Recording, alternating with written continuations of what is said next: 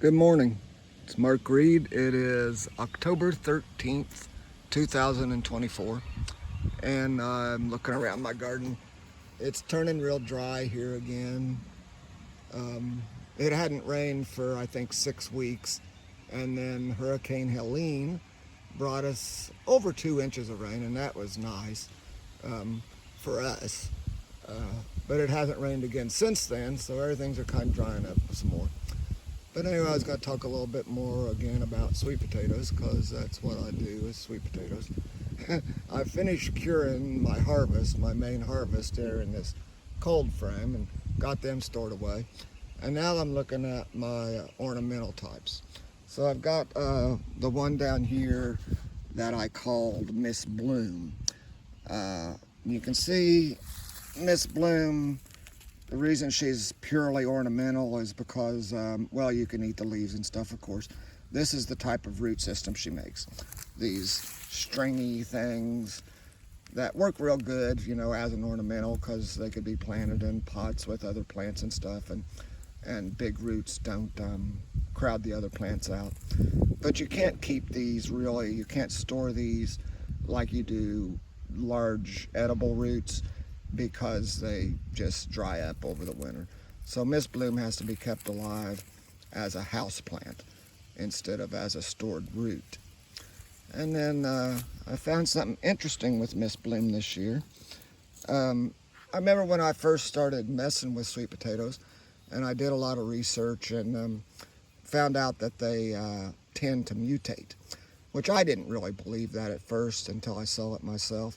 And I've seen actually some better examples of it than this, but this is the best one I've come across to demonstrate it. Now this white root here is the original root. That's the root that grew on this plant when it first came up in 2022. And this year, when I planted it, a sprout came off of that root. I don't know if I can get it in there good enough to see where it actually comes off of, diverges off of that white root. But this year's roots turned purple. That's interesting.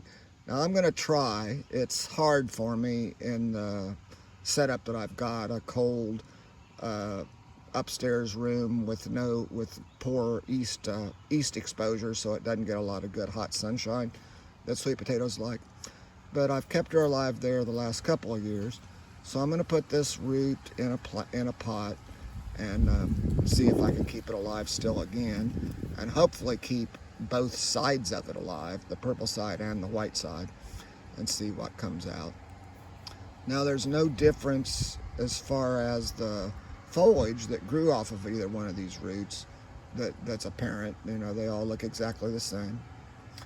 And then I've got starting me a jar here where I'm gonna put a lot of starts into. And sometimes you can just keep them alive through winter just like this. Just cut pieces of stems stuck in water. And they don't look good, but you know, they stay alive. As long as they're alive the next spring, that's all that counts. And then I've got over here the one that I call Likes to Climb. I originally called this one Tries to Climb because it's not really good at it, but here you can see it actually does do it. Twined around that piece of wire the same as a bean vine might do. Now Likes to Climb is not a robust plant. What Likes to Climb really needs is a much warmer climate. It nearly died as a houseplant last winter. It didn't like the conditions I already talked about. Plus, it was attacked real bad by spider mites. I barely kept it alive through the winter. It took it a long time to recover, but I'm going to try to keep it alive again this winter.